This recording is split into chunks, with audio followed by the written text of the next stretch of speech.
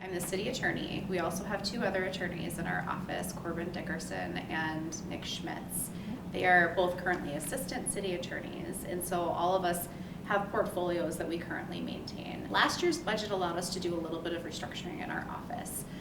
We started out at the beginning of the year with a city attorney, assistant city attorney, and a staff attorney. And our staff attorney position was more of an entry-level position, and it was focused on handling our municipal court portfolio. And so what we did last year is we expanded the staff attorney position, elevated it to an assistant city attorney position, and gave that position some more responsibilities. So by doing that, we kind of hoped that we could develop a little bit more expertise in our department by taking one of our staff members out of just managing that portfolio and bringing them into some of the department matters. That was a huge change for us in 2023. During COVID, going way back, one of the things that we did was we digitized our practice.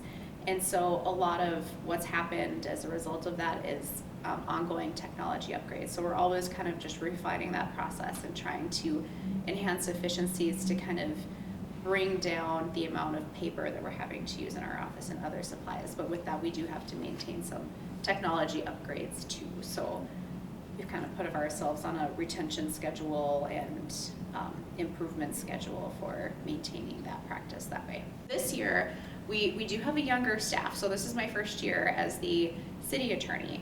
I've been with the city since 2015, so it's not an unfamiliar place for me, but the role is very new.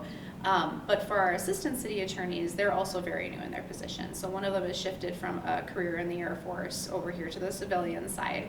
Our prior staff attorney shifting over to the department side has a lot to learn as well. So we focused a lot on education in our budget, enhancing some educational opportunities. They're going to be going to a couple of conferences and hopefully bringing back some new ideas on how to address code enforcement and other matters with the city. For next year's budget, so we're following Dave and Harold's directive of building a zero-based budget. And we're still kind of working through that particular exercise.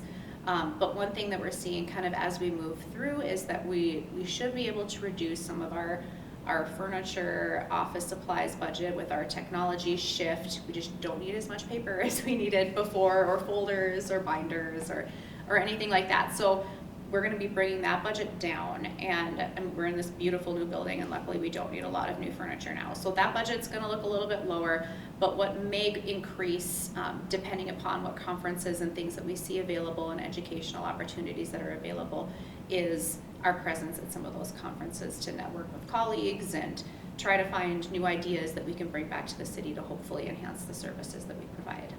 The community satisfaction survey, what I took from it was code enforcement sounds like it's something that touches our department a little bit closer than some of the other concerns, such as snow and flood control.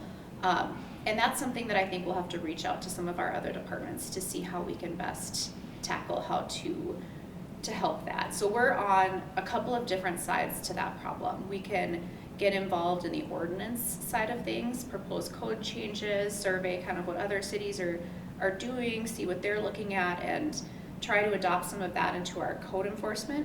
From that, it will go over to code enforcement officers or local law enforcement to review and do enforcement, and then our office will come in on the tail end of that if they do decide to issue citations, and that's where we see them with the municipal court portfolio that we handle. And so that's probably the two areas that I think touch the most closely to our department, and areas that we can probably offer a little bit of improvement on, but it's something that we'd have to work collaboratively with our other departments to see what would work best for the city of Minot.